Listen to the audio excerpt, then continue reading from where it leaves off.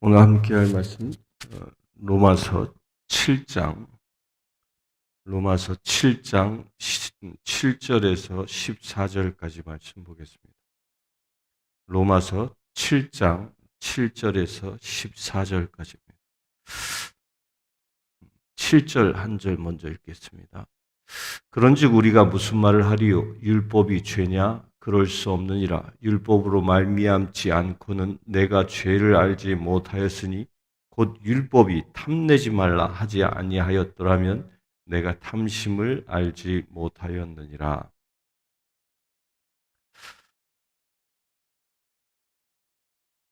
인류 역사는 고대 때부터 특히 이제 아브라함 시대 이후부터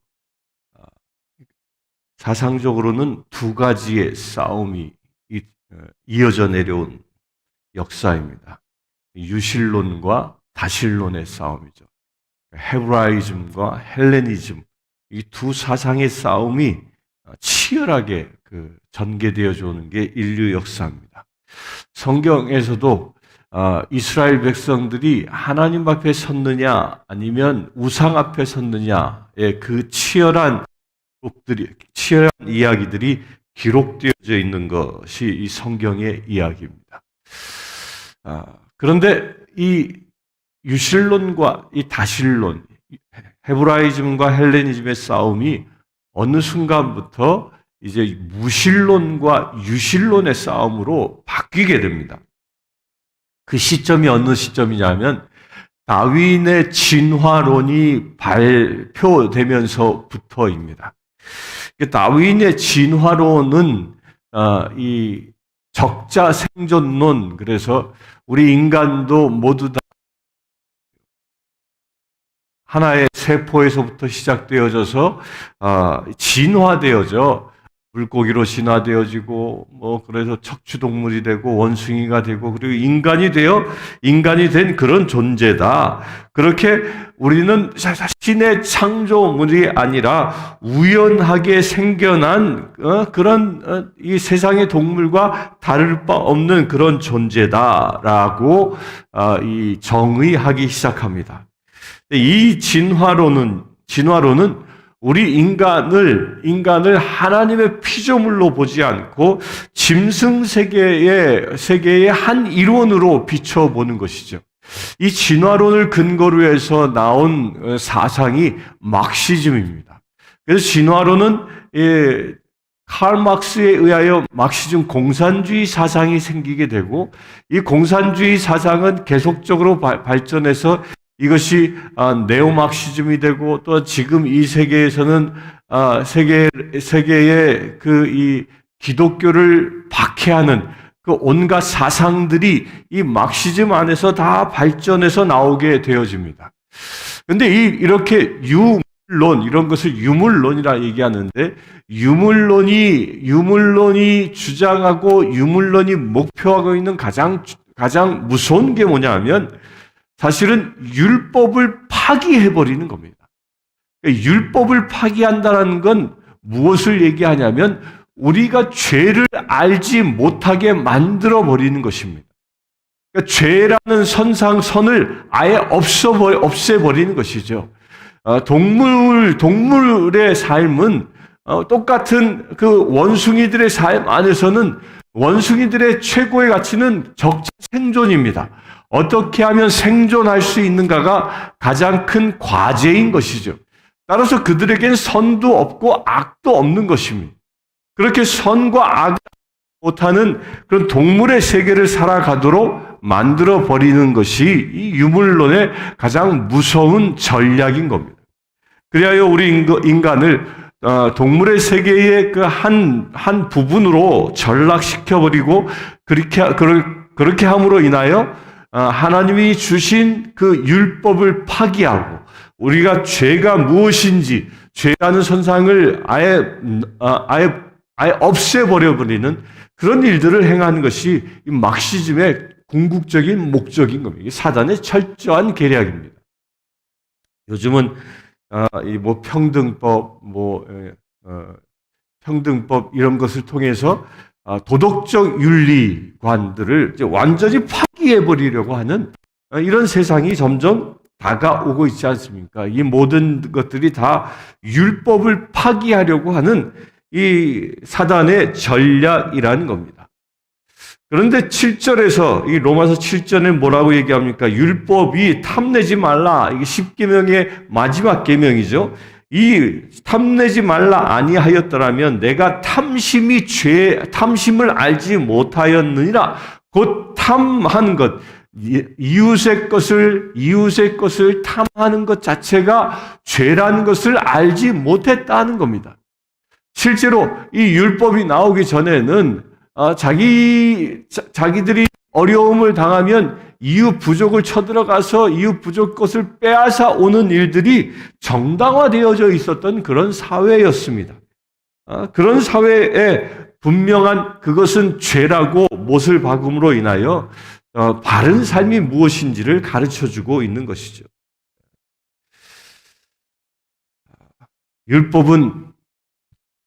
율법을 통하여 구원을 얻을 수 있는 것은 아니지만 율법은 무엇이 죄인지를 우리에게 깨닫게 해주는 잣대의 역할을 하고 있다는 겁니다. 그래서 율법은 없어져서는 아니 되는 것이고, 그래서 예수님은 율법을 나는 파기하러 온 것이 아니라 완성하러 왔다라고 말씀하고 있는 겁니다.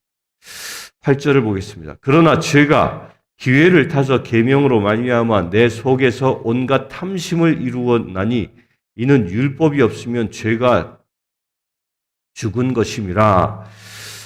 죄의 본성을 이야기하죠. 율법이 없었으면 죄가 무엇이 죄인지 알지 못하게 되었다라는 것을 또다시 설명하고 있습니다.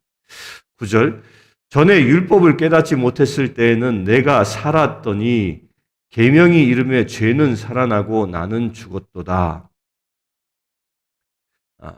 그 율법을 알지 못했을 때는 내가 죄가 뭔지도 모르고 그렇게 살아온 거예요. 그냥 살아온 거예요. 그러나 이 율법을 알므로 인하여 내가 살아가고 있는 삶이 얼마만큼 큰 죄된 삶인지를 알게 되어져 나는 내가 비록 살아있다 할지라도 그 삶은 죽어있는 삶이라고 선언하고 있는 겁니다. 10절에 생명에 이르게 할 그 계명이 내게 대하여 도리어 사망에 이르게 하는 것이 되었도다. 같은 말을 이야기합니다. 11절, 죄가 기회를 타서 계명으로 말미암아 나를 속이고 그것으로 나를 죽였는지라. 이로 보건대 율법은 거룩하고 계명도 거룩하고 의로우며 선하도다. 그런즉 선한 것이 내게 사망이 되었느냐? 그럴 수 없느니라. 오직 죄가 죄로 드러나기 위하여 선한 그것으로 말미암아 나를 죽게 만들었으니 이는 계명으로 말미암아 죄로 심히 죄 되게 하려 함이라.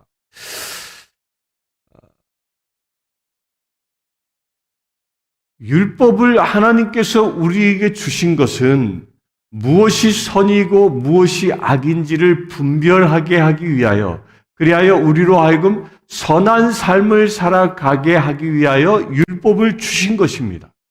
이스라엘 백성들이 출애굽하였을 때에 그들은 약 400여 년 동안 이집트에서 생활함으로 인하여 그들은 이미 히브리 백성의 이 아브라함으로부터 전해진 히브리 백성의 그 전통적인 가치관들은 대부분 잃어버렸습니다. 그들은 400여 년 동안 에집트의 노예 생활을 통하여 그들은 이미 에집트 사람화 되어진 것이죠.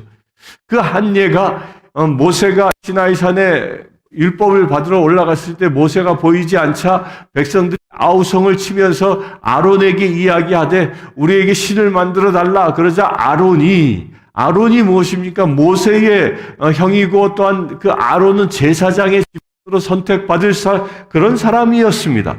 그럼에도 불구하고 그 아론 그 송아지 금으로 상을 만들어서 그 송아지 상을 경배하게 합니다.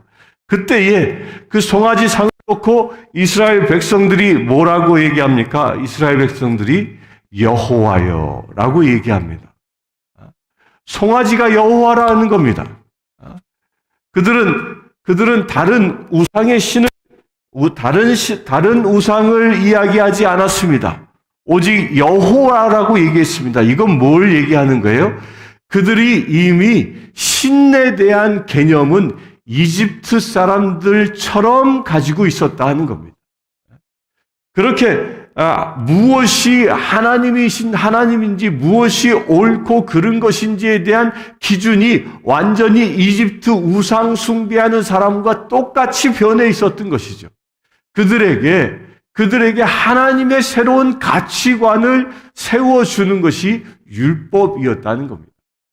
그래야 무엇이 올바르게 하나님을 예배하는 것이고 무엇이 선한 삶인지를 깨닫게 하는 것이 율법이었다는 겁니다. 그런데 사단은 어떻게 합니까? 선을 이루기 위하여 하나님이 율법을 주신 것인데 사단은 그것을 거꾸로 이용합니다. 어떻게 이용하죠? 사단은 그 율법으로 말미암아 율법을 거역하게 충동질하여 우리가 죄에 빠지게 만드는 것이 사단의 술책이었다는 것입니다. 그래야 죄로 심히 죄되게 하려고 하는 이 모든 것이 사단의 역사였다는 겁니다. 똑같은 율법이 주어졌지만 율법을 지켜 선을 이루느냐 아니면 율법을 거역하여 악에 빠지느냐를 이 치열한 싸움을 사단의 유혹 가운데 일어나고 있다는 겁니다. 그래서 14절에 우리가 율법은 신령한 줄 알거니와 나는 육신에 속하여 죄 아래 팔렸도다 라고 얘기합니다. 율법은 신령한 것이지만 내가 육신에 속하여 죄 아래 팔렸다. 신령한 율법이 주어졌음에도 불구하고 우리는 육적인 욕구를 따라감으로 인하여 율법을 거역하는 그런 행위를 저질렀다는 겁니다. 서두에 말씀드린 것처럼 이 율법을 거역하게 하는 이 사상적 출현이 다윈의 진화론이었고 이 진화론은 결국은요 어떤 일까지 만들어냅니까? 진화론을 근거로 해서 유물론 사상이 나오게 되고 그래야 공산주의 사상이 파생하게 되어집니다. 인류 역사상 한 사람에 의하여 가장 많은 사람들이 죽임을 당한 그 사건들이 있었습니다. 최고로 많은 사람을 죽인 사람이 이 모택동이라는 사람입니다. 이 모택동은 그가 생전에 중국을 집권하면서 몇 명의 사람을 죽였냐면 무려 7,200만 명이나 되는 사람들을 문화혁명 시에 다 죽여버립니다. 아주 어마어마한 일이죠. 7,200만 명, 대한민국 사람보다 더 많은 사람들을 다 죽여버립니다. 2위를 차지하는 사람이 스탈린입니다. 그런데 모택동에는 비교가 되지도 않습니다. 2위를 이루고 있는 스탈린은 무려 2,300만 명을 죽였습니다. 이 어마어마한 학살을 한 이 사람들의 사상적 배경이 뭡니까? 그건 유물론이었습니다. 유물론이 뭐라고요? 유물론은 인간은 물질이다. 그래서 죄의 구분이 없는 겁니다. 무엇이 선한 일이고 무엇이 악한 일인지 그 죄의 구분이 없는 것이고 그렇기 때문에 인간을 신성시 인간의 존엄성을 인정해야 할 이유가 하나도 없는 것입니다. 그리하여 자신의 권력 때문에 사람을 죽이는 것은 파리채로 파리를 잡는 것처럼 여기는 것이 이 유물론의 아주 무서운 일인 것이죠. 이것이 다 무슨 일입니까? 율법의 조항들을 폐기시키는 어마무시한 사단의 계략인 것입니다. 이것은 역사 안에서 일어난 이런 사단의 계략임과 동시에 우리 인간 개인 삶에서도 사단은 이렇게 우리를 유혹하는 것입니다. 우리가 하나님의 말씀 구절들을 순간순간 잊어버리게 만들고 그것을 의도적으로 거역하게 만들므로 인하여 우리로 하여금 세상의 물질과 똑같은 존재로 전락시켜 저 침팬지와 조금도 다르지 아니한 그냥 세상의 한 물질에 불과한 존재 인간을 전락시키려고 하는 것이 사단의 유혹이라는 겁니다. 그리하여 우리를 어떻게 합니까? 구원에 이르지 못하도록 만든 것이 사단의 계략인 것입니다. 율법을 통하여 구원을 얻을 수는 없습니다. 그러나 그렇기 때문에 율법을 내가 파괴하는 것이 아니라는 겁니다. 율법은 우리가 어떻게 살아야 하는지에 대한 잣대 역할, 나침판의 역할을 하는 것이죠. 그래서 우리가 율법을 거듭난 자들은 그 율법을 완성해 나가는 삶을 살아가는 것입니다. 죄가 무엇인지 분명히 깨닫고 오직 죄에 끌려 사는 자가 아니라 율법에 의하여 선한 일을 하는 것이 무엇인지 깨닫고 선한 삶을 살아가도록 인도해 주는 것이 율법이라는 거죠. 이 율법의 말씀, 율법은 그렇기 때문에 사도 바울은 신령한다, 율법은 신령하다라고 말씀하고 있는 겁니다. 오늘 하루를 살아가면서 여러분들에게 주시는 말씀이 혹여 떠오르는 것이 있습니까? 성경의 수많은 말씀 가운데 한 구절이라도, 아니 한 단어라도 떠오르는 것이 있습니까? 그러면 그것을 붙잡고 그 말씀을 실천해 나갈 수 있는 거룩한 날 되기를 바랍니다. 이 시간 기도하겠습니다. 주 아버지 하나님, 오직 주님만 높이며 살아가기를 원합니다. 주님의 말씀을 붙잡고 살아가기를 원합니다.